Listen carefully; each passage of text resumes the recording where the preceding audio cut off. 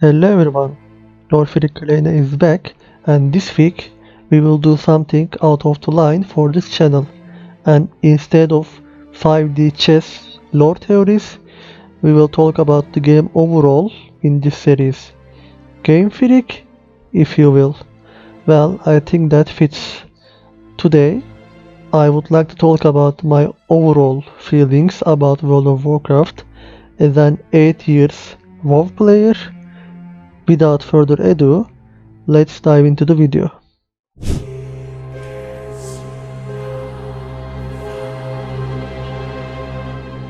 First, let us begin with a summary of my World of Warcraft adventure, so you will understand my current point of view about WoW situation. Warcraft 3 was my childhood game, and I wouldn't be lying if I said Arthas was my childhood hero, as I have refinished Warcraft 3 countless times in my childhood. So, I finally get the opportunity to get into World of Warcraft after watching that glorious Warlords of Draenor cinematic.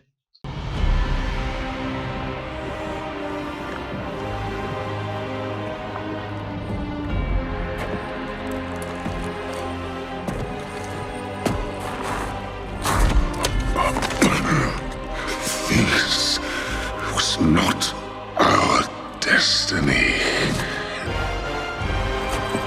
We will never be slaves! And the thing is, I don't know, maybe because it was my first expansion ever, I enjoyed Warlords of Draenor. I enjoyed the really less amount of grinding. I enjoyed the exploring new classes, races, the actual lore of the game, etc.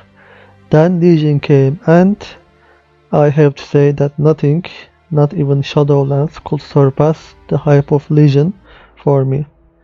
Imagine, actually, I am sure most of you felt like it, but it was my first ever live expansion reveal moment. I grew up playing Warcraft 3 with Illidan, Gul'dan, Burning Legion, and heard about Sargeras, Tomb of Sargeras, all of it. Suramar, in my opinion, one of the best looking zones of the entire game, and for the modern era of WoW. And I mean the Legion, Battle for Azeroth, Shadowlands era. The best endgame story we have ever experienced, at least in my opinion, especially considering how perfectly it ended up with the Nighthold raid. But it was also the expansion with lots of systems and actually endless grind. I mean literally endless grind at the end of the expansion, if you remember the concordance of the Legionfall system. But the gameplay was really fun for at least most of the specs, and the expansion was full of fan services. Illidan, Demon Hunters, Maiev, Khadgar, Argus, Demon Hunters, etc. And of course, the most powerful aspects of Legion were the class identity and actually the casual content. When you look back at Legion from today, you may remember it as a very hardcore expansion, considering the amount of grind we had to do, but it was actually something out of heaven for the collectors. Mounts for each class, order hall sets for each class, 36 artifact weapons with lots of customizations, but this also led to the downfall of the game in a sense, because if you put the standards this high, it's almost impossible to keep up with them in future expansions. Then came Battle for Azeroth. I have to say I am not into faction identity or faction war like most people, but when looking from today, BFA was actually my favorite expansion among those four. First, the music. In my opinion, nothing can beat Battle for Azeroth when it comes to the soundtrack of the expansion. from its zones to dungeons. BFA had the best music across the expansion, unlike Shadowlands. Also, in my opinion, the dungeons of Battle for Azeroth, by far, were the best in WoW's history. And I am not only talking about their difficulties in terms of music, their design, Waycrest Manor, and atmosphere, Shrine of the Storm, they created. I know this sounds very subjective, but I am sure some people would agree with me on this one. At least the players started playing WoW the same era as I did. Also, the zone design. And when it comes to design and feeling, I think nothing could top BFA zones. We had the entirety of Kultiras and Zandalar, and I know some people hated Vol'dun. Even Vol'dun, that giant, endless desert, was immersive, just like the rest of the expansion. Everything in BFA was immersive and had the soul of Warcraft within them. When it comes to the storytelling of the expansion, I do not agree with the saying that BFA's story was bad until that certain moment we all remember. In my opinion, BFA's style of storytelling was the best among these three. It was compact, as linear as possible, and at least for me, easy to follow through beautiful, in-depth, character development focused cinematics. I will talk in detail why I loved BFA's style of storytelling so much, but that's enough for this part. But also, in terms of story, the greatest mistake of BFA was the anticlimactic nature of the storytelling and that Nuzot ending. But we can talk about this in a video of its own. The mistakes of BFA? Well, it was actually the entire gameplay of Battle for Azeroth. It was designed wrong from the very start, as actually Ionas Kostas himself has stated, and that wrong choice about Azerite armor unfortunately overshadowed all the good aspects of the expansion I spoke about so far. And everything they built up on top of it, from the essences to the corruption system, just made it worse and frustrated lots of people.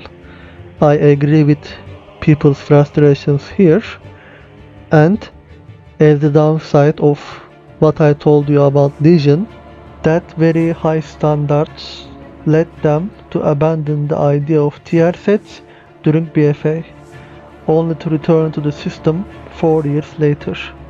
So yeah, the greatest sins of Battle for Azeroth were the wrong decisions of its gameplay and the solutions they came up with falling short. And then came up Shadowlands. The hype was real, wasn't it?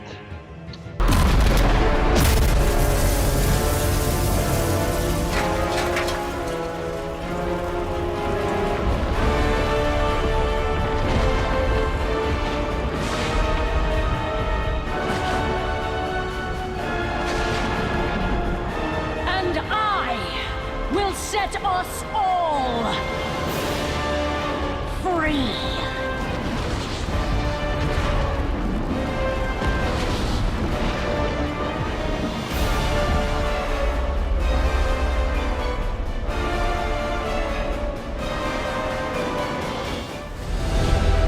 Death comes, and the end of everything is just the beginning.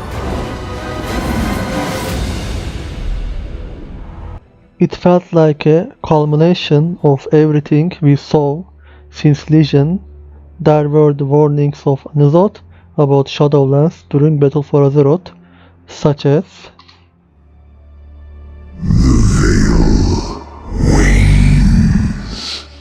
His crown will open the way. He grows hungrier, older. Alas, your eyes are closed.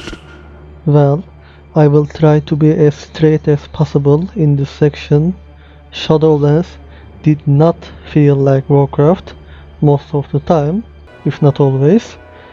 What I found Warcraft related though, throughout the entire expansion, was the characters we journeyed alongside. We had Jaina, Troll, that cow no one cares about, Manduin, Uther, Sylvanas, Draka, Lady Vash, and Kael'thas. And most likely more characters I forgot to mention. They were still with us, and in my opinion, however much alienized Shadowlands was, it was those characters stuck with me that I praised. Because, unlike most of our community, I did not hate Sylvanas nor Tyrande, because I did not have to. Those are the characters I grew up with, so why should I hate one or some of them? I loved the character development of Uther, Sylvanas, Tyrande, and Pelagos, though it was very weak compared to Battle for Azeroth. Also, there were massive plot holes in the overall story, and some obvious parts were either entirely removed, replaced, or mixed with something else. The biggest example for this could be given as the second worst ending cinematic of all time, the Jailer ending. I have an entire video about why it wasn't as bad as people said, but let's accept this, it was underwhelming. Truth be told, the only reason why it didn't meet the expectations was the hype, which was legit, built around the cinematic. It was meant to be the ultimate conclusion of everything built since Legion. Ilgnot Whispers, Zalatat, N'Zoth, Death of Argus, Azeroth's Sword Soul, Yogg-Saron, all led to this. You preserve that which is doomed. A cosmos divided will not survive. What is to come?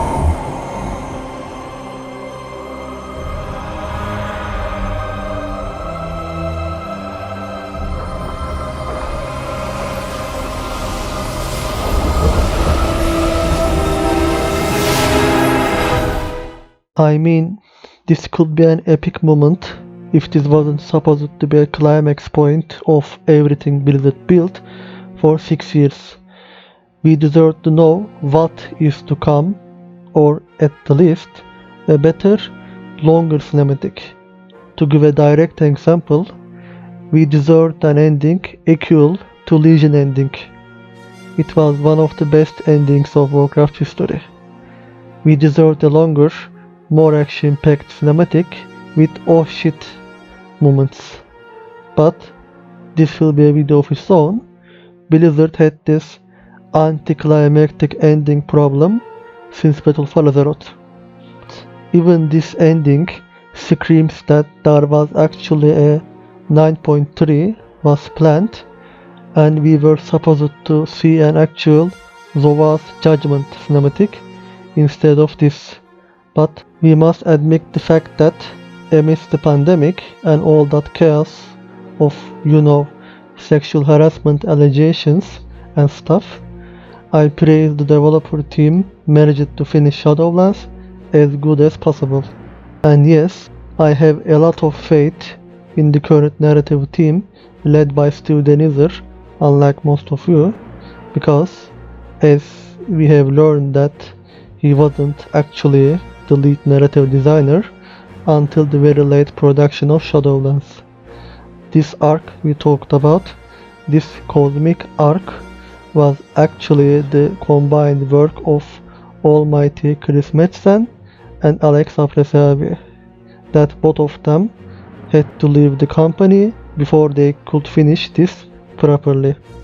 So, what Steve Denizer and his team did, picking up a story amidst absolute chaos, and the need for cutting down an entire patch from the expansion, they at least managed to finish up some of the loose ends with Sylvanas, Trende, Kalia, and such.